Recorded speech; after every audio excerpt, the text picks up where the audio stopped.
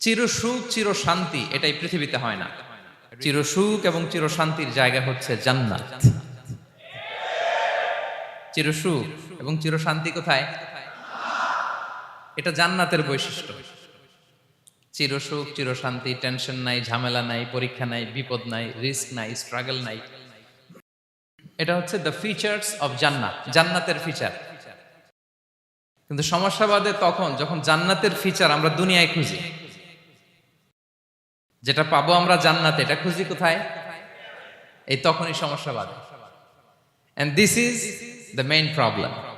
এটাই বড় সমস্যা। এই সমস্যার সমাধান কোথায়, এটা নিয়ে আজকে আমি কিছু কথা অ্যাড্রেস করবো ইনশাআল্লাহ। তো তাহলে আসুন শুনি জান্নাতের ফিচার কি।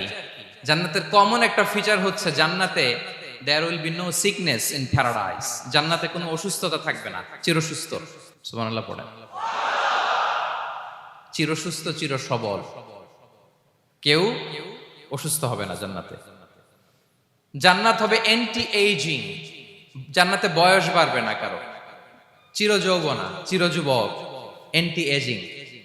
আপনারা জানেন যে বর্তমান পৃথিবীতে অ্যান্টি এজিং ক্রিম পাওয়া যায় না? ক্রিম, কথা বুঝতেছেন?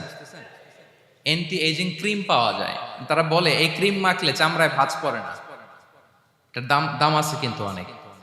অ্যান্টি এজিং ক্রিম লাগায়, শ্যাম্পু ইউজ করে, অ্যান্টি এজিং অয়েল আছে, এটা দিলে নাকি চামড়ায় ভাঁজ পড়ে না।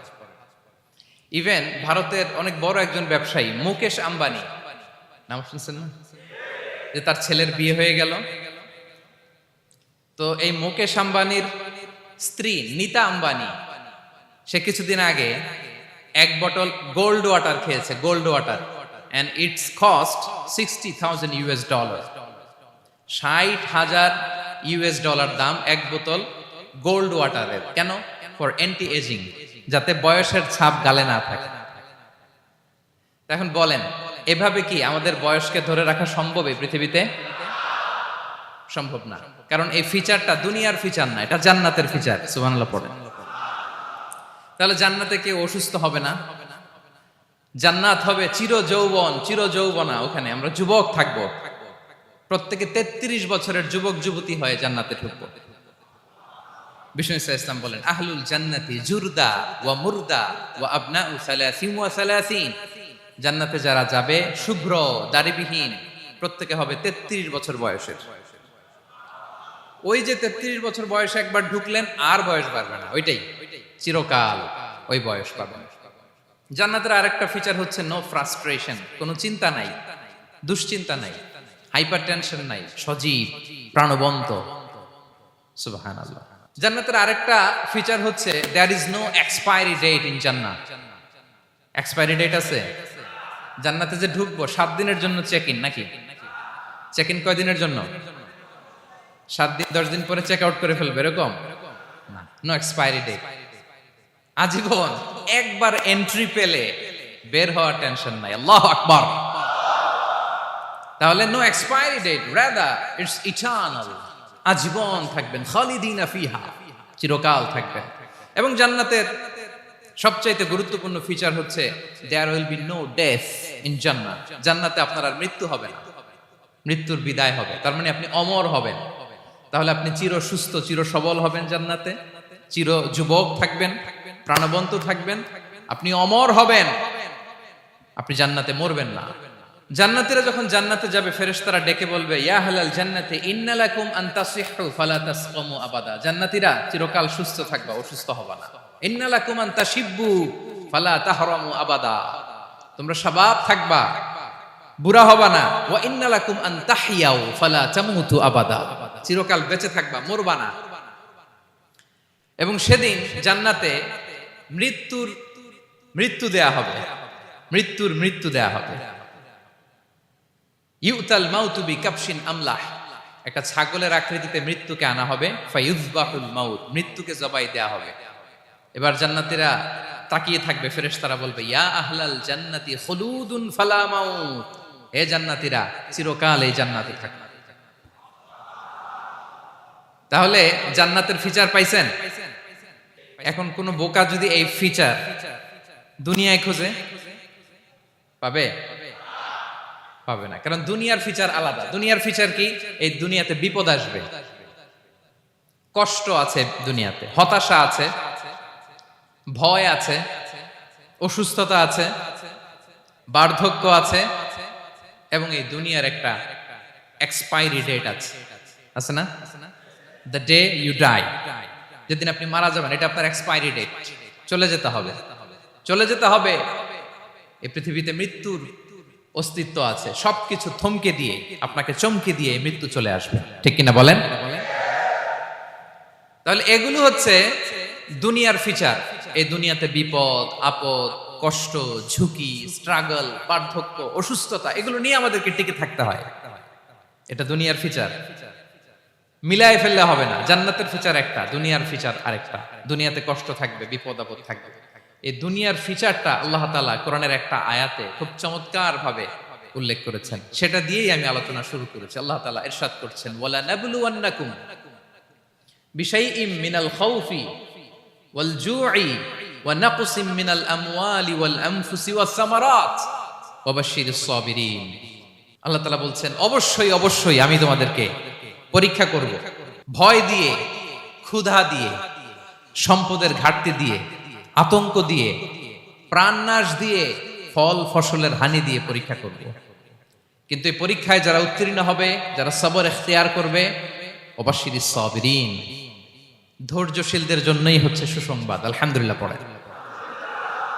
তাহলে সম্মানিত সুধী, আমরা বুঝতে পারলাম এই পৃথিবীর ফিচার হচ্ছে এখানে বিপদ থাকবে, বিপদ ছাড়া কেউ থাকবে না। স্ট্রাগল থাকবে, কষ্ট থাকবে, ঝুঁকি থাকবে, রিস্ক থাকবে, এবং নানা ধরনের বিপদ আপদ দিয়ে আল্লাহ তাআলা আমাদেরকে পরীক্ষা করবেন।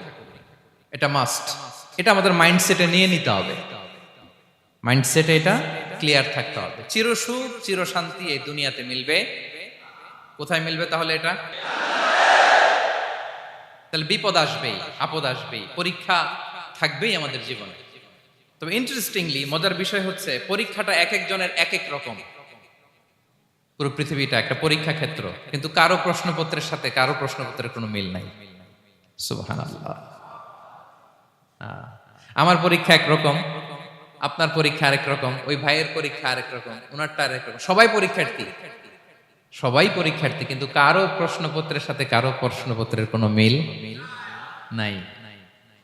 কারোর জন্য পরীক্ষা হচ্ছে সে খুব অসুস্থ, প্রচন্ড অসুস্থতা, তার জন্য পরীক্ষা।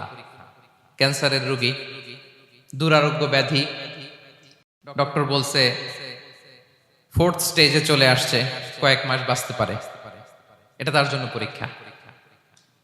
আবার কারো দেখবেন যে খুব একটা অসুস্থতা নাই, অসুস্থতার ঝামেলা নাই, কিন্তু তার দারিদ্রতা আছে, তার আর্থিক অনটন, এটা তার জন্য পরীক্ষা। আবার কারো দেখবেন অসুস্থতাও নাই, দারিদ্রতাও নাই, তার দাম্পত্য জীবনের সমস্যা আছে না নাই? অনেকের দেখবেন এগুলো কোনোটাই সমস্যা না, তার ছেলে কথা শোনে না, মাদকাসক্ত। আহা, মাদকাসক্ত, রিহ্যাবে পাঠায়, আবার আসে, আবার গাঁজা খাওয়া শুরু করে, আছে না নাই বলেন? দেখেন তার পরীক্ষাটা আবার আলাদা। অনেকের দেখবেন মেয়ে বাবার কথা শোনে না। আবার অনেকের দেখবেন যে ব্যবসায় সমস্যা, লসের পর লস, লাভ উঠাতে পারে না। তাহলে পরীক্ষা ছাড়া, বিপদ আপদ ছাড়া দুনিয়াতে কেউ নাই, কেউ নাই প্রিয় ভাইরা। এটা আমাদের মাথায় রাখতে হবে। পরীক্ষা আপনাকে দিতেই হবে, পরীক্ষা দিয়ে দিয়েই নিজেকে প্রমাণ করতে হবে। আর এক একজনের পরীক্ষাটা এক এক রকম, কারো পরীক্ষার সাথে কারো পরীক্ষার কোনো মিল থাকবে না। তো মাঝে মাঝে আমরা এটা ভুলে যাই। আল্লাহ তাআলা কালামে পাকে রিমাইন্ডার দিয়ে আমাদেরকে স্মরণ করিয়ে দিতে চান যে এই পৃথিবীতে আসলে তোমরা এসেছো পরীক্ষা দিতে। এটাই জীবনের বড় বাস্তবতা। আমাদের জীবনে যত হতাশা, আমাদের জীবন নিয়ে যত অভিযোগ, আমাদের মনে যত কষ্ট, আমাদের হৃদয়ের ভেতরে যত অস্থিরতা, তার মূলে হচ্ছে এই সমস্যা যে আমরা ভুলেই গেছি আমরা পরীক্ষা দিতে আসছি। এটা যদি ভুলে না যান, এটা যদি আপনার মাইন্ডসেটে থাকে যে পুরো জীবনটা একটা পরীক্ষা, তাহলে দেখবেন কোনো কিছু আপনাকে কাবু করতে পারবে না। আপনি হতাশ হবেন না, জীবন নিয়ে আর অভিযোগ থাকবে না, আপনি ভেঙে পড়বেন না, সব অভিযোগ হতাশা দূর হয়ে যাবে। তার মানে বুঝতে পারলাম পরীক্ষা আপনাকে দিতেই হবে। পরীক্ষা দেয়া ছাড়া এই পৃথিবী থেকে চলে যাওয়ার কোনো চান্স বা সুযোগ আমাদের কারো নেই।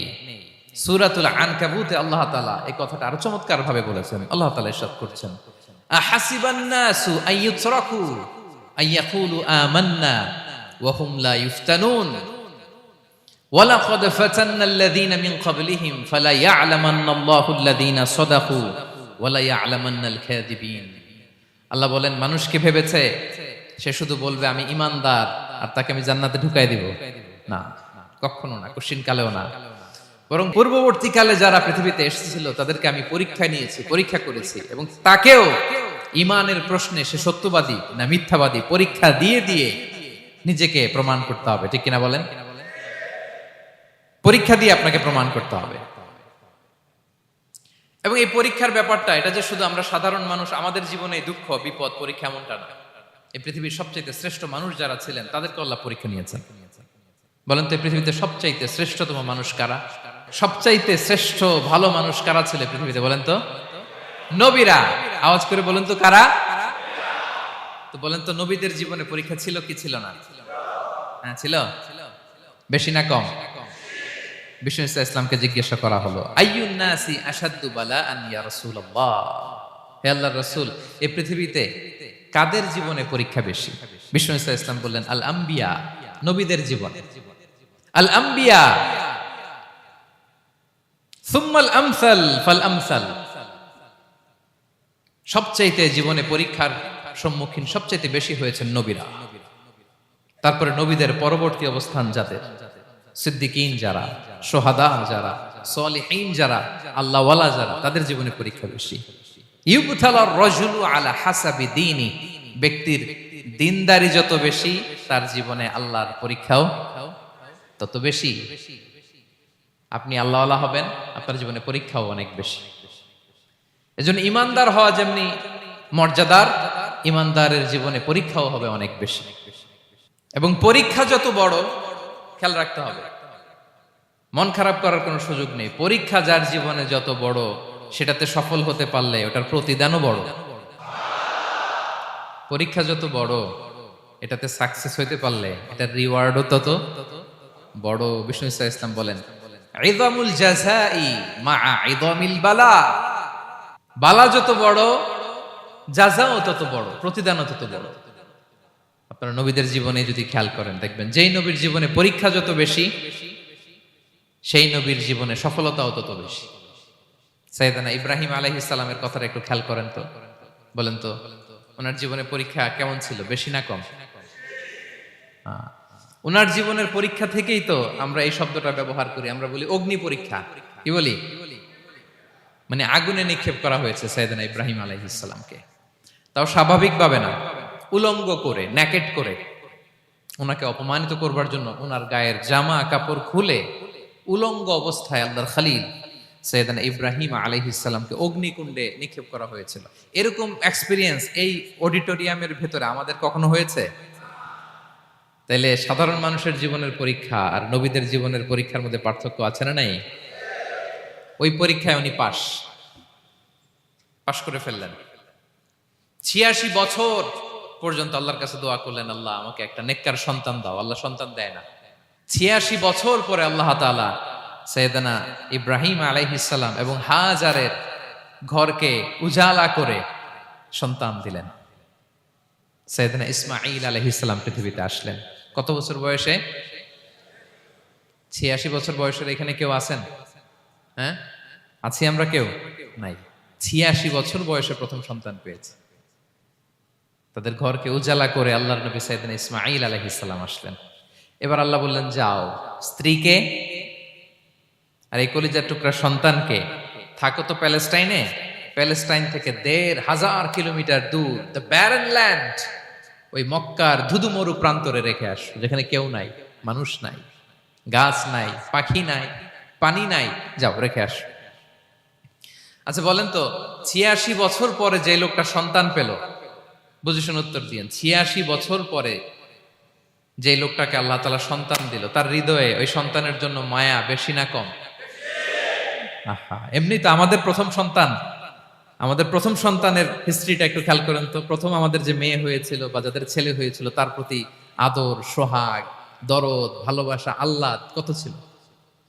আর ৮৬ বছর বয়স আল্লাহ তাআলা ওনাকে সন্তান দিলেন, দিয়ে বললেন যাও হাজারকে আর ইসমাইলকে মক্কার ধুধুমরু প্রান্তরে রেখে আস। আল্লাহ তাআলা বলতে দেরি, চলে যেতে দেরি নাই, মুহূর্তে উনি রওনা হয়ে গেলেন। সুবহানাল্লাহ পড়বেন না? রেখে আসলেন মক্কার ধুধুমরু প্রান্তরে। এবার আল্লাহ বললেন যাও, রিটার্ন ব্যাক টু প্যালেস্টাইন, প্যালেস্টাইনে চলে যাও। চলে গেলেন, হৃদয়টা ভেঙে খান খান। অনেক বছর পরে আল্লাহ তাআলা আবার অনুমতি দিলেন, যাও এবার ছেলেকে দেখে আসতে পারো, যাও প্যালেস্টাইন থেকে আবার মক্কায় যাও। সাইয়েদনা ইব্রাহিম আলাইহিস সালাম প্যালেস্টাইন থেকে আবার ১৫০০ কিলোমিটার পথ পাড়ি দিয়ে, এখনকার মতো ফ্লাইটে যায় না, গাড়িতেও না, উটে করে। কিসে করে? উনি যে কতবার মক্কা থেকে ফিলিস্তিন এসেছেন আর গিয়েছেন কোনো ইয়ত্তা নাই, হিসাব নাই। গেলেন, এবার ছেলেটা হাঁটতে পারে, দৌড়াতে পারে, একটু একটু কথা বলতে পারে, আব্বা আব্বু ডাকতে পারে। কেমন মায়া লাগে বলেন তো? মায়া ভালোবাসায় যখন টইটম্বুর, ঠিক ওই মুহূর্তে আল্লাহ বললেন ছেলেকে জবাই করো, জবাই করো ছেলেকে। আল্লাহ তাআলা বলতে দেরি করেছেন, আল্লাহর আদেশ পালনে ১ সেকেন্ডও তিনি দেরি করেন নাই। ছুরি চালালেন, জান্নাত থেকে দুম্বা নিয়ে আসা হলো। এভাবে আল্লাহর নবী ইব্রাহিম আলাইহিস সালাম উনার জীবনের প্রতিটি ক্ষেত্রে যেখানে আল্লাহ তাআলা ওনাকে পরীক্ষা নিয়েছেন, উত্তীর্ণ হয়েছেন। এবং দেখেন ওনাকে আল্লাহ তাআলা কি উপহার দিলেন, আল্লাহ তাআলা ওনাকে খলিলুল্লাহ উপাধি দিলেন, আল্লাহর বন্ধু। সুবহানাল্লাহ বলেন। আল্লাহ তাআলা বলছেন ওয়া ইযি বিতালা ইব্রাহিম রাব্বুহু বিকালিমাতিন ফাআতাম্মাহুন ক্বালা ইন্নী জাঈলুকা লিন-নাসি ইমামা। আল্লাহ অনেকগুলো পরীক্ষা নিয়েছিলেন সাইয়েদনা ইব্রাহিম আলাইহিস সালাম, প্রতিটা পরীক্ষায় সাকসেসফুলি পাস করেছেন, গোল্ডেন এ প্লাস। আল্লাহ বলেন ইন্নী জাঈলুকা লিন-নাসি ইমামা, I'm gonna make you the leader for the entire human being. I'm gonna appoint you as a leader for the entire universe. গোটা বিশ্বের জন্য, গোটা মানবতার জন্য আমি তোমাকে লিডার বানায় দিলাম। ইযমুল জাযাই মা'a ইযমিল বালা। পরীক্ষা যত বড়, ওই পরীক্ষায় পাশ করলে ওইটার ফলাফল ও প্রতিদানও বড়। তাহলে দেখেন প্রিয় ভাইরা, সাইয়েদনা ইব্রাহিম আলাইহিস সালামের জীবনে পরীক্ষার কোনো শেষ ছিল না। আমি আপনি কোথায়? আল্লাহর খলিলের জীবনে যদি এত পরীক্ষা থাকতে পারে, আমি আপনি কোথায় বলেন তো? এবার বলেন, সাইয়েদনা মূসা আলাইহিস সালাম, ওনার জীবনে তো কোনো পরীক্ষা টরীক্ষার ছিল না। হ্যাঁ, গুণে শেষ করতে পারবেন? জন্মটাই তো হয়েছে পরীক্ষার মধ্য দিয়ে। মিশরের ছেলে সন্তান হইলেই ফেরাউন বলছে জবাই করো। ওনার মা এরকম সিন্ধুকে করে ভাসায় দিলেন নীল নদীতে। আল্লাহু আকবার! কি একটা রোমাঞ্চকর পরিস্থিতির মধ্য দিয়ে আল্লাহ তাআলা ওনাকে বাঁচালেন। সুবহানাল্লাহ। জন্মই হয়েছে পরীক্ষার মধ্যে দিয়ে। বড় হইলেন, ফেরাউনের ভয়ে দেশ ত্যাগ করলেন, মিশর থেকে মাদিয়ান। আবার আল্লাহর আদেশে যখন ফিরে আসলেন, আবার ফেরাউনের সাথে তর্ক বিতর্ক, যুদ্ধ। একটা রাত আল্লাহ নবী মুসা আলাইহিস সালাম শান্তি মতো মিশরে ঘুমাতে পারে নাই। একটা রাত। শেষ পর্যন্ত এই ফেরাউন মুসা আলাইহিস সালামকে ধাওয়া করেছে। ফেরাউনের ধ্বংসের আগ পর্যন্ত সে মুসা আলাইহিস সালামকে ধাওয়া করেছে। তার মানে মুসা আলাইহিস সালাম এই বিপদ আপদ পরীক্ষা এগুলো থেকে মুক্তি পান নাই। এবার বলেন ঈসা আলাইহিস সালামের কথা। ওনার জীবনে তার পরীক্ষা ছিল না? কি পরীক্ষা ছিল? হ্যাঁ, আল্লাহু আকবার। Same scenario goes to the biography of every messenger in the world. পৃথিবীর সব নবীর ক্ষেত্রে একই ঘটনা ঘটেছে। সাইয়েদনা ঈসা আলাইহিস সালাম দাওয়াত যখন দিলেন, ওনার বিরোধিতা শুরু হলো, ওনাকে হত্যার ষড়যন্ত্র হলো। ইভেন কি ওনাকে মারার জন্য বনি ইসরাইলেরা উদ্ধত হলো, জানে বাঁচবার জন্য পালালেন। এক ঘরে ঢুকলেন, চারদিক দিয়ে ঘেরাও করলো। উনি দরজা জানালা লাগাই দিলেন। ওরা বললো একজন দরজা ভেঙে জানালা ভেঙে ভিতরে ঢুকো, ঢুকে দেখো বেটা ঈসা কি করে। একজন ভিতরে ঢুকছে, ঢুকার সাথে সাথে বল রাফাআহুল্লাহু ইলাইহি, আল্লাহ তাআলা ঈসা আলাইহিস সালামকে উপরে উঠায় নিলেন। আর যেই লোকটাকে তারা ভিতরে ঢুকালো, তার চেহারাকে আল্লাহ তাআলা ঈসা আলাইহিস সালামের চেহারার মতো করে দিলেন। এবার তার বাইরের সাথীরা বলে ঘটনা কি, বেটা ঈসাও বেরোয় না, আমাদের লোকটাও বেরোয় না, সবাই ঢুক। দরজা ভেঙে ভেতরে ঢুকে দেখে ঈসা দাঁড়ায় আছে। বলেন তো এটা ঈসা না মিসা? এটা কি আসল ঈসা? ওমা কতালু ওমা সলাবু ওয়ালাকিন শুব্বিহা লাহুম। আল্লাহ বলে তোমরা আমার নবী ঈসাকে হত্যাও করতে পারো নাই, শুলেও চড়াতে পারো নাই, আমি সেফটি সিকিউরিটি দিয়ে আমার নবী ঈসা আলাইহিস সালামকে আকাশে তুলে নিয়েছি। তাহলে ওনার জীবনও পরীক্ষার শেষ ছিল না। এবার যদি আমরা বিশ্বনবী সাল্লাল্লাহু আলাইহি ওয়াসাল্লামের জীবনের দিকে তাকাই, ওনার জীবনটা দেখেন তো। আমাদের পেয়ারা নবী বিশ্বনবী মুহাম্মদুর রাসূলুল্লাহ সাল্লাল্লাহু আলাইহি ওয়াসাল্লাম, ওনার জীবনে কি স্ট্রাগল ছিল? স্ট্রাগল। মাক্কি জীবনের কথা যদি একটু খেয়াল করেন, দেখেন তো 3 বছর শিয়াবে আবি তালেবে জেল খেটেছেন, না খেয়েছিলেন। ওনার বংশের লোকেরা প্রথমে ছাগল খেয়েছে, ছাগলগুলো যখন শেষ, ছাগলের চামড়াগুলো শুকিয়ে ওইটা খাইছে। গাছের পাতা ছাল এগুলো খেয়ে খাবারের অভাবে বেহুশ হয়ে পড়ে থাকতো তারা। না খেয়ে কয়দিন ছিলেন আপনি? আমি কয়দিন ছিলাম না খেয়ে? মনেই তো পড়ে না, না খেয়েছিলাম কিনা কোনোদিন। এ হচ্ছে মাক্কি জীবন। মেন্টালি প্রেসার দেয়া হয়েছে। বিশ্বনবীর চাচা আবু লাহাব, তার 2 ছেলে উতবা আর উতাইবা, এদের সাথে বিয়ে দিয়েছিলেন 2 মেয়ের। যখন দাওয়াত দেওয়া শুরু করলেন, 2 মেয়েকে ডিভোর্স দিয়ে দিল। দেখেন, একটা বাবার জন্য প্রাপ্তবয়স্কা মেয়েকে যখন উঠায় নেয়ার আগে ডিভোর্স দেয়, তার মানসিক অবস্থাটা কেমন থাকে বলেন? মেন্টালি প্রেসারাইজ করা হয়েছে, ফিজিক্যালি হ্যারাস করা হয়েছে। বিষ্ণু ইসলাম যখন নামাজে দাঁড়াতেন, উটের পচা নারী ভুঁড়ি বিষ্ণুনবীর কাঁধে চাপিয়ে দেওয়া হতো। আপনার জীবনে এরকম ঘটছে কখনো? আপনি নামাজ পড়তেছেন, উটের পচা নারী ভুঁড়ি আপনার কাঁধে চাপিয়ে দেওয়া হয়েছে। কয়দিন হয়েছে এরকম? কয়দিন হয়েছে? হ্যাঁ, তারপরে তো আলহামদুলিল্লাহ বেরোয় না মুখ দিয়ে। কেমন আছেন হুজুর কোয়েন না, বেশি একটা সুবিধার না, তাই না? বেশি একটা একটু মিলাবেন। কতটুকু পরীক্ষা আমরা দিয়েছি। তায়েফে গেলেন বিশ্বনবী, তায়েফে গেছিলেন জমির বায়না দিতে, তাই না? জমি কিনবে তায়েফে। তায়েফবাসীদেরকে জাহান্নামের আগুন থেকে বাঁচাতে গিয়েছিলেন, নিজের জন্য না। সেখানে তায়েফের ছেলেরা পাথর মেরেছে বিষ্ণু ইসলামের গায়ে। এত শুভ্র দেহ ছিল, চেহারা ছিল, বিষ্ণুবীর গা দিয়ে ঝরঝর করে রক্ত ঝরেছে।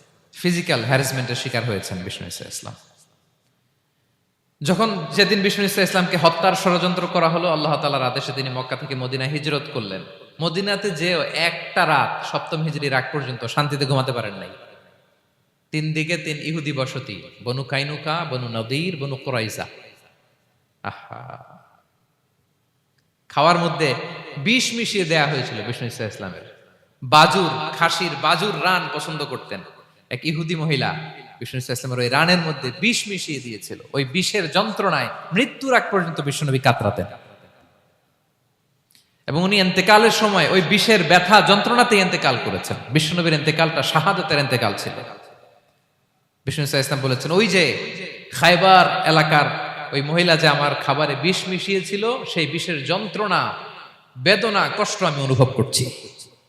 খেয়ে না খেয়ে দিন প্রচারের কাজে নিজেকে দিয়েছ বিলিয়ে, তায়েফের কাফিরেরা চিনল না সে আলো, দুষ্ট ছেলেদের পিছু দিল লেলিয়ে, পাথরের আঘাতে ক্ষত বিক্ষত হয়ে সারা শরীর থেকে রক্ত ঝরে। হে রাসূল তোমাকে ভুলি আমি কেমন করে, হে রাসূল তোমাকে ভুলি আমি কেমন করে। হাজার ব্যথা বেদনার পরে ফিরে আসনি তুমি আপন ঘরে, দিনের আলো তুমি ছড়িয়ে দিতে চলে গেলে মদিনায় মক্কা ছেড়ে। হে রাসূল তোমাকে ভুলি আমি কেমন করে, হে রাসূল তোমাকে ভুলি আমি কেমন করে। ঠিক কিনা বলেন? একটা রাত শান্তিতে, শান্তির ঘুম তিনি দিতে পারেন নাই। প্রিয় ভাইরা, তাহলে আমরা কি বুঝলাম? বিশ্বনবীর জীবনও পরীক্ষা ছিল কি ছিল না? আমাদের উপায় আছে? আমরা বাঁচতে পারবো এই বিপদ আপদ পরীক্ষা ঝঞ্ঝাল থেকে? বাঁচতে চাইলেও বাঁচতে পারবো? পারবো না। ইমাম মালিক আলাইহি রাহমা নাম শুনেছেন? ইমাম মালিক, ওনার জ্ঞান থেকে লাখো লাখো মানুষ উপকৃত হয়েছে, কোটি কোটি মানুষ উপকৃত হয়েছে। মদিনার রাস্তায় রশি দিয়ে ওনাকে টেনে হিচড়ে এক এলাকা থেকে আরেক এলাকায় নিত জালেম বাদশারা। ইমাম মালিক আলাইহি রাহমা। ইমাম আহমদ ইবনে হাম্বল, ওনাকে বেত্রাঘাত করা হতো, চাবুক দিয়ে পেটানো হতো। আমাদের মাযহাবের ইমাম আল ইমাম আল আযম আবু হানিফা আলাইহি রাহমা, ওনাকে কারাবন্দী করা হয়েছিল। তার মানে দেখেন, যত বড় বড় স্কলার, যত বড় বড় মাশায়েখ, এমনকি আম্বিয়া আলাইহিমুস সালাম, ওনারাও পরীক্ষা বিপদ আপদ থেকে রেহাই পান। পাইছে? তাহলে আপনি আর আমি পাবো? বলেন তো। তাহলে এটা আমাদের ব্রেইনে গেঁথে নিতে হবে যে জীবন মানেই এখানে বিপদ থাকবে, পরীক্ষা থাকবে, স্ট্রাগল করে করে আমাকে আগাতে হবে। কেউ আমার জন্য রেড কার্পেট বিছিয়ে রাখবে না। এই জীবনটা বড় জটিল। This is life, how it's design. এভাবেই পৃথিবীকে ডিজাইন করা হয়েছে। এখানে বিপদ আছে, কষ্ট আছে। এই পরীক্ষা দিয়ে দিয়ে আপনাকে উত্তীর্ণ হতে হবে। বুঝতে পেরেছেন প্রিয় ভাইরা? নাও দ্য কোশ্চেন আরাইজ, এখন প্রশ্ন হচ্ছে, কেন আল্লাহ এই পরীক্ষা নেন? কেন? আল্লাহ তাআলা সূরা মুলকে বলেছেন, এই পৃথিবী সাজানোর, এই জীবন মৃত্যুর এই খেলা, এটার উদ্দেশ্যটাকে আল্লাহ তাআলা স্পষ্ট করে বলেছেন। আল্লাযী খালাকাল মাউতা ওয়াল হায়াতা লিয়াবলুয়াকুম আইয়ুকুম আহসানু আমালা। জীবন মৃত্যু দিয়ে তোমাদের জীবনকে সাজানো হয়েছে এজন্য, যাতে করে তিনি তোমাদের পরীক্ষা করতে পারেন। কি করতে পারেন? তোমাদের মধ্যে কে সৎকর্মে অগ্রগামী, কে কাজে ভালো, আমলে ভালো, এটা দেখার জন্য। বেসিকলি আল্লাহর দেখার প্রয়োজন নাই, আমাদেরকে দেখানোর জন্য এই পরীক্ষার আয়োজন। আমি ভালো করবো না খারাপ করবো এটা আল্লাহ জানে না? তো ওনার পরীক্ষা করা লাগে কেন? কথা বলেন। আমি জান্নাতি না জাহান্নামী এটা আল্লাহ জানেন না? বেসিকলি আমাদেরকে জানানোর জন্য এই পরীক্ষার আয়োজন। কাদেরকে জানানোর জন্য? মানে তুমি জেনে যাও তুমি জান্নাতি না জাহান্নামী। আমি ভালো করেই জানি। একটা ছোট্ট উদাহরণ দিলে বুঝতে পারবেন প্রিয় ভাইয়েরা। ধরেন আল্লাহ তাআলা দুইজনকে সৃষ্টি করলেন। উদাহরণস্বরূপ একজনের নাম আব্দুল্লাহ, আরেকজনের নাম আব্দুর রহমান। সৃষ্টির পরে আব্দুল্লাহকে বললেন, আব্দুল্লাহ, আমি জানি তুমি পৃথিবীতে 50 বছর হায়াত পাইতা, খুব ভালো কাজ করতে, তুমি দুনিয়াতে অনেক ভালো কাজ করতে, এটা আমি আগেই জানি। আমার অসীম জ্ঞান বলে আমি আগে থেকেই জানি। তো যাও, তোমার এইমাত্র সৃষ্টি করলাম, যাও তুমি জান্নাতে ঢুকে যাও, কারণ আমি জানি তুমি জান্নাতি হবে। আচ্ছা, আর আব্দুর রহমান, তুমি পৃথিবীতে খুব খারাপ কাজ করতে, এটা আমি জানতাম। তোমারে পাঠাইলে খারাপ কাজ করবা, তুমি সীমা লঙ্ঘন করবা, অন্যায় করবা, অপরাধ করবা, তুমি জাহান্নামী হবা। যাও, যেহেতু আমি জানি পরীক্ষার আর দরকার নেই, তোমারে জাহান্নাম দিয়ে দিলাম, যাও ঢুকে যাও। আব্দুল্লাহ ঠিকই জান্নাতে ঢুকে যাবে, আব্দুর রহমান কি ঢুকবে? ঢুকবে। সে বলবে, আল্লাহ এইমাত্র আমারে বানাইলেন, এইমাত্র আপনি আমাকে সৃষ্টি করলেন, সৃষ্টি করেই বলতেছেন তুমি জাহান্নামে যাও, আর বলতেছেন আমি জানি দুনিয়াতে পাঠালে তুমি খারাপ কাজ করবা, তুমি জাহান্নামী হবা, পাঠানোর আর কি দরকার, আগে থেকে জাহান্নামে যাও। আল্লাহ আপনি জানলে জানতে পারেন, আমি তো জানি না। ঠিক কিনা বলেন? সে বলবে, না আল্লাহ আপনি ভুল বলতেছেন, এই দুনিয়াতে পাঠাইলে আমি খুব ভালো কাজ করতাম, আমি সীমা লঙ্ঘন করতাম না, নামাজ পড়তাম, রোজা রাখতাম, হজ করতাম, যাকাত দিতাম, সাদাকা করতাম, চ্যারিটি করতাম, জনকল্যাণকর সব ভালো কাজগুলো আল্লাহ আমি করতাম। এজন্য আল্লাহ তাআলা পরীক্ষার আয়োজন করেছেন, যাতে করে তুমি জেনে যাও যে পৃথিবীতে তুমি কি করেছো। এখন আর আল্লাহকে এক্সকিউজ দেওয়ার সুযোগ নেই। আচ্ছা বলেন তো, আবু জাহেলকে যদি আল্লাহ এখন কিয়ামতের দিন বলে, Abu Jahl go to the hell fire, Abu জাহেলের কিছু বলার সুযোগ আছে? কারণ ও দুনিয়াতে কি করে আসছে এটাও জানে না। ফেরাউনকে ডেকে যদি আল্লাহ বলে, ফেরাউন তুমি জাহান্নামে যাও, go to the hell fire, ওর কি কোনো এক্সকিউজ দেওয়ার সুযোগ আছে? বলেন, সুযোগ আর আছে? কারণ তুমি দুনিয়াতে কি করেছো তোমার চেয়ে ভালো কেউ আর জানে। তা পৃথিবীতে এই পরীক্ষার এই আয়োজনের সবচাইতে বড় উদ্দেশ্য হচ্ছে যাতে করে আমরা দেখে যাই যে আমরা কি কাজ করছি। কেউ যখন পরীক্ষা দেয় প্রিয় ভাইরা, ওই পরীক্ষায় কত পাবে তার একটা হিসাব আছে না?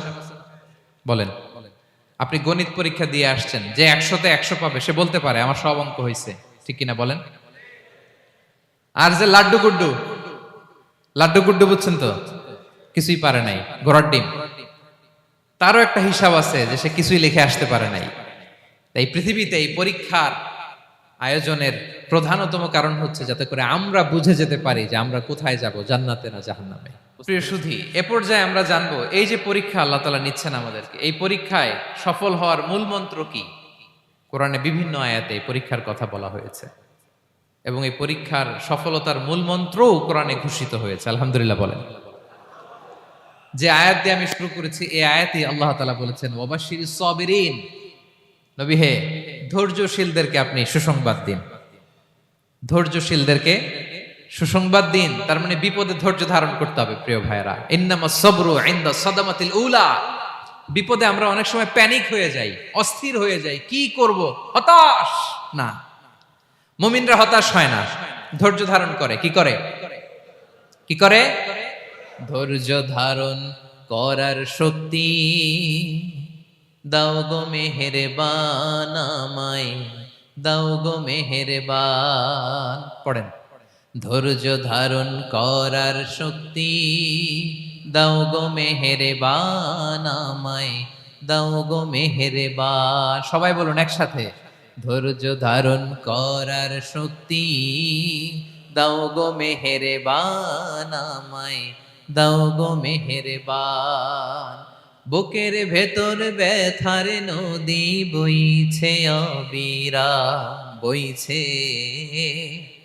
বইছে অবিরাম। পড়ুন, ধৈর্য ধারণ করার শক্তি দাও গো মেহেরবান আমায়, দাও গো মেহেরবান। পড়েন আমিন। আল্লাহ যেন বিপদে আমাদেরকে ধৈর্য ধারণ করার তৌফিক দান করে। প্রিয় ভাইয়েরা, ধৈর্য এটা এমন একটা গাছ যে গাছের সারা গায়ে কাটা, কিন্তু এই গাছের ফলটা বড় সুস্বাদু। আই রিপিট, আমি আবারও বলছি, ধৈর্য এটা এমন একটা গাছ যে গাছের সারা গায়ে কাটা, কিন্তু ফলটা বড় মিষ্টি, ফলটা বড় সুস্বাদু। সবাই ধৈর্য ধারণ করতে পারে না। বিষ্ণু ইসলামকে আল্লাহ তাআলা নানা সময় আশ্বস্ত করেছেন, সান্ত্বনা দিয়েছেন আর ধৈর্যের বাণী শুনিয়েছেন। আল্লাহ বলেন ফাসবির কামা সবারা উলুল আজমি মিনার রাসূল, নবী হে আপনার আগে দৃঢ় প্রত্যয়ী নবীরা যেরকম ধৈর্য ধারণ করেছে আপনিও ধৈর্য ধারণ করুন। সূরাতুল মুজাম্মিল আল্লাহ তাআলা বলছেন ওয়াসবির আলা মা ইয়াকুলুনা ওয়াহজুরহুম হাজরান জামিলা, ওরা যাই বলুক আপনি ধৈর্য ধারণ করুন, ওদের কথাকে ইগনোর করুন। Just ignore what they are saying to you, যা বলে আপনি জাস্ট ইগনোর করেন। ওরা বিষ্ণু ঈসা ইসলামের মনোবলকে ভেঙে দেওয়ার জন্য কখনো বিষ্ণু ঈসা ইসলামকে কবি বলে গালি দিত। কবি কি বলতো? শায়ের। কখনো বলতো মজনুন, পাগল। নাউজুবিল্লাহ পড়বেন না? পাগল বলে গালি দিত। মাঝে মাঝে বলতো কাহিন, গণক। মাঝে মাঝে বিষ্ণু ঈসা ইসলামকে তারা বলতো আবতার, লেস কাটা। মুহাম্মদ তোমার ছেলে নাই, তোমার বংশ নির্বংশ হয়ে গেছে, তোমার নাম নেয়ার মতো কেউ নাই। আহা, কপাল পোড়া। গোটা বিশ্বব্যাপী বিষ্ণু ঈসা ইসলামের সুনাম সুখ্যাতি ছড়িয়ে দিয়েছে কে? আকাশ বাতাস মাড়িয়ে, সাত আকাশ ছাড়িয়ে আল্লাহর আরশ পর্যন্ত আল্লাহ তাআলা বিষ্ণুনবীর সুনাম সুখ্যাতিকে সৌচ্চ করেছেন। ঠিক কিনা বলেন? ইগনোর করুন। আপনাকে কবি বলে, গণক বলে, আপনাকে পাগল বলে, আপনাকে লেসকাটা বলে, জাস্ট ইগনোর দেন। বর্তমান সময়েও নানা ধরনের ট্যাগ আমাদেরকেও দেয় কি দেয় না বলেন? দেয়। আমাদেরকে কি বলে? মৌলবাদী বলে, বলে বলে ওই যে রাজাকার বলে। রাজাকার রাজাকার খেলার দিন শেষ। মন মতো হইলে মুক্তিযোদ্ধা, মন মতো না হইলে রাজাকার, এই দিন শেষ। ওই দিন আর নাই। এই কার্ড দিয়ে আর খেলার দিন নাই। এগুলো মানুষ আর খায় না এখন, এগুলো গিলে না আর। সাধারণ মানুষ বড্ড সচেতন। দেখেন, কালের বিবর্তনে, সময়ের আবর্তনে একই পরিক্রমা আমাদেরকেও ট্যাগিং করে। আমাদেরকে মৌলবাদী বলে, ব্যাকডেটেড বলে, রাজাকার বলে, জঙ্গি বলে, যুদ্ধাপরাধী বলে। আছে না এরকম? ওয়াসবির আলা মা ইয়াকুলুন, নিজের সাথে মিলায় নেন, যা বলে ধৈর্য ধারণ করো। ওয়াহজুরহুম হাজরান জামিলা, জাস্ট ইগনোর দেম, ভালোভাবে ইগনোর করেন, খালাস, সালাম দিয়ে কেটে পড়েন।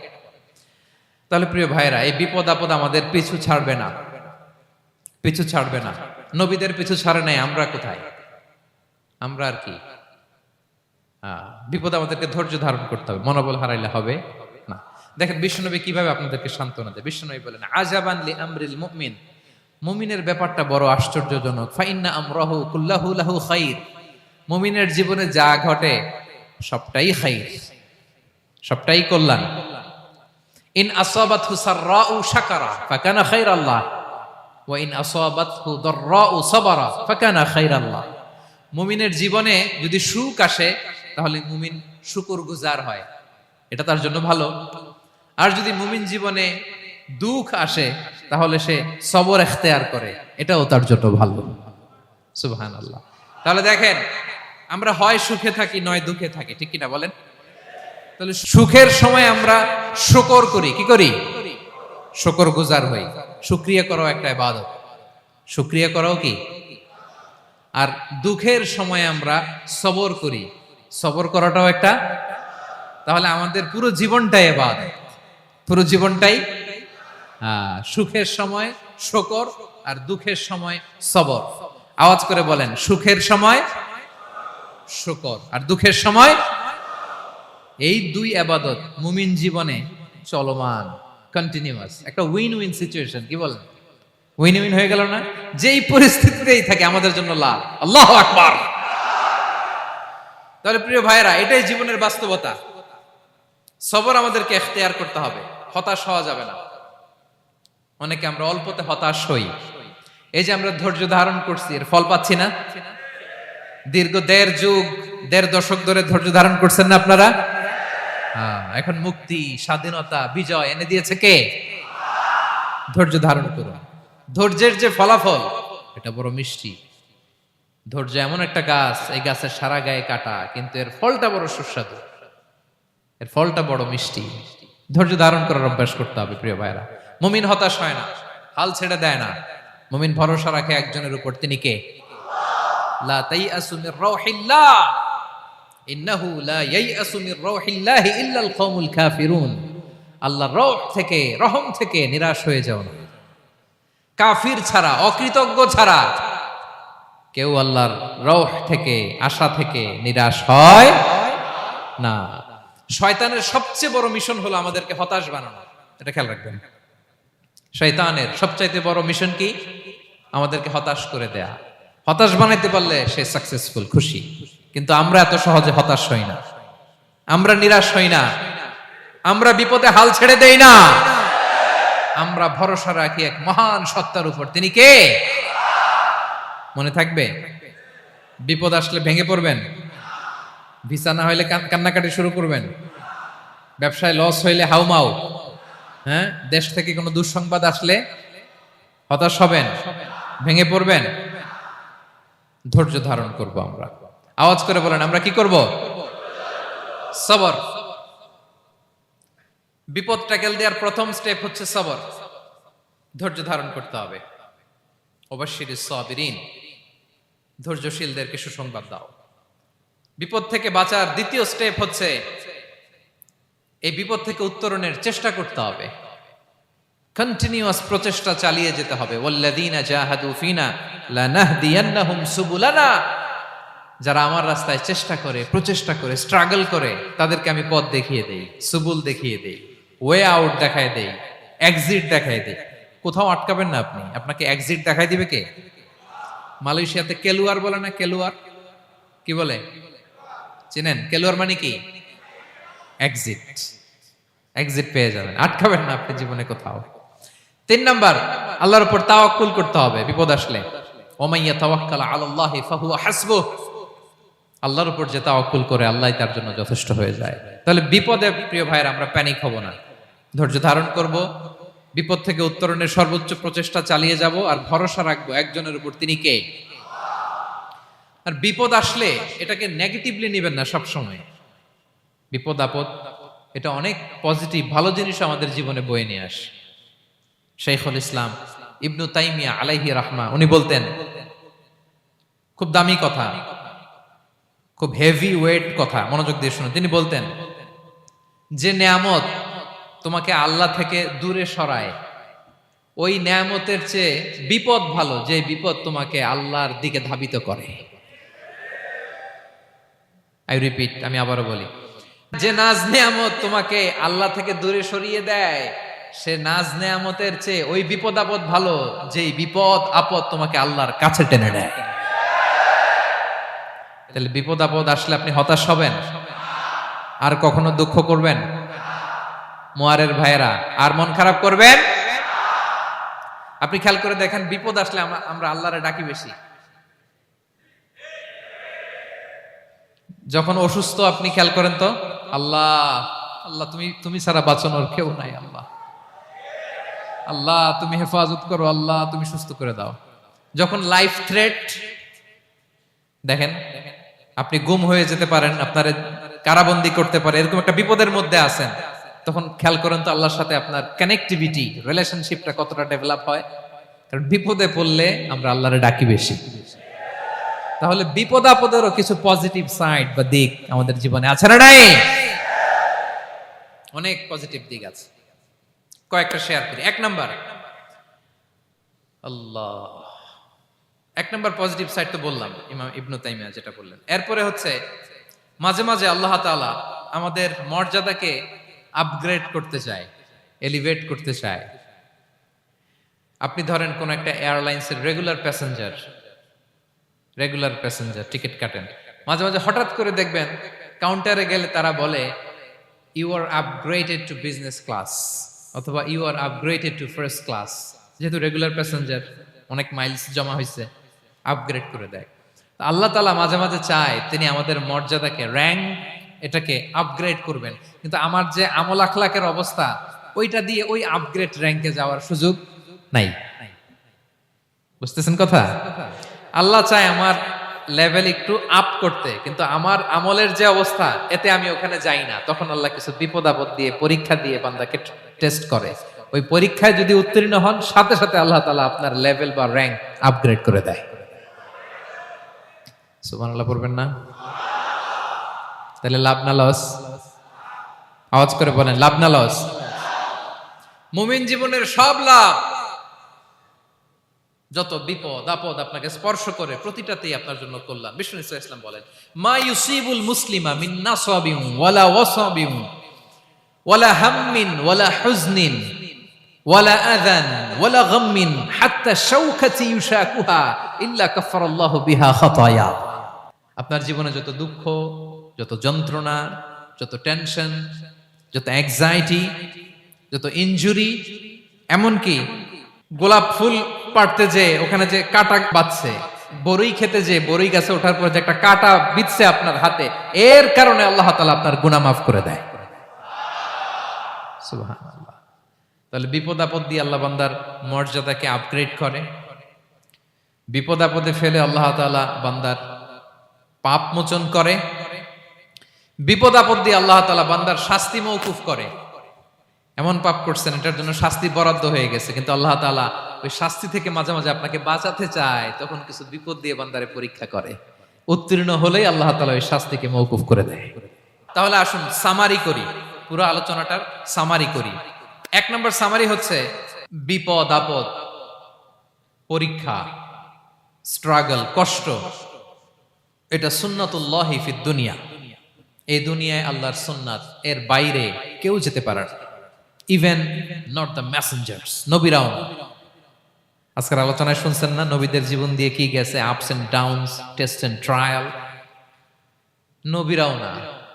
তাহলে এটা আমাদের মাইন্ডসেটের সাথে সেট আপ করে নিতে হবে যে অতীতে, বর্তমানে, ভবিষ্যতে বিপদ আপদ মুক্ত এই পৃথিবীতে কেউ থাকবে না। পারবেন? হ্যাঁ, এটা মাইন্ডসেটে নিয়ে নিতে হবে যে এটাই জীবন, বিপদ আপদ দিয়ে আল্লাহ পরীক্ষা করবেন। এটাই পৃথিবী। চির সুখ, চির শান্তি এই পৃথিবীতে খুঁজলেই পাওয়া যায় না। শুরুতে বলছিলাম না, চির সুখ, চির শান্তি। বলেন তো, এটা কি দুনিয়ার ফিচার না জান্নাতের ফিচার? জান্নাতের ফিচার দুনিয়ায় খুঁজলে পাওয়া যাবে? যাবে না।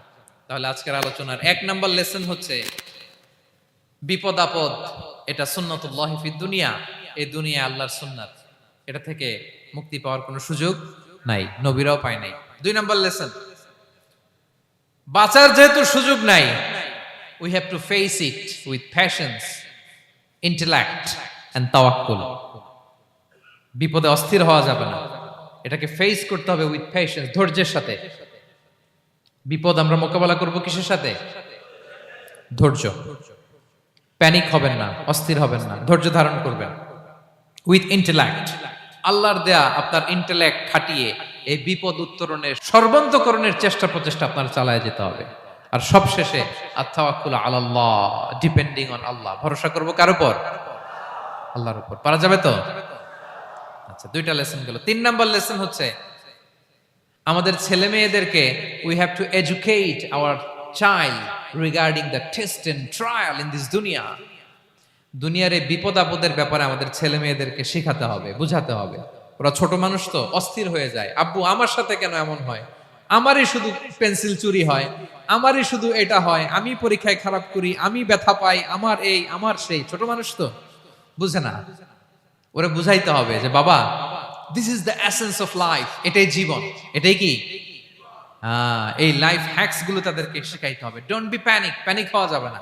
This is how life is design, এটাই জীবন, বিপদ আপদ আসবে, এটাকে মেনে নিতে হবে, ছেলে মেয়েদেরকে শিখাইতে হবে, তাহলে তারাও প্যানিক হবে না।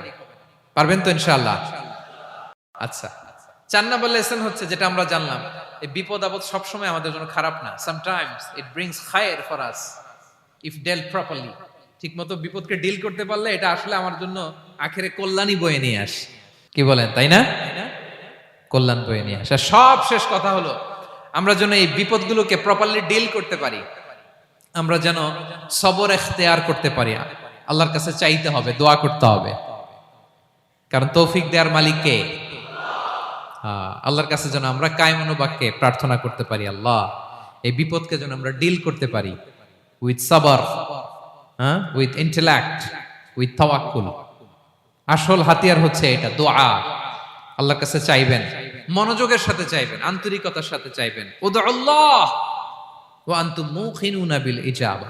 বিষ্ণু বলেন এমন ভাবে চাও যেন তুমি অনেকটা কনফার্ম যে তোমার দোয়া আল্লাহ কবুল করবেনই, এমন ভাবে চাও।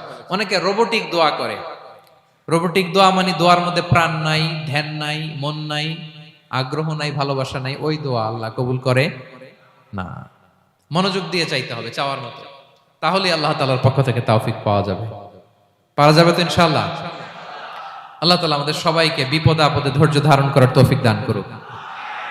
নবীরা তাদের জীবনে যেভাবে স্ট্রাগল, আপস এন্ড ডাউনস, বিপদগুলোকে, টেস্ট এন্ড ট্রায়াল গুলোকে ডিল করেছে, আমরা যেন সেভাবে ডিল করতে পারি। আল্লাহ তৌফিক দান করুক।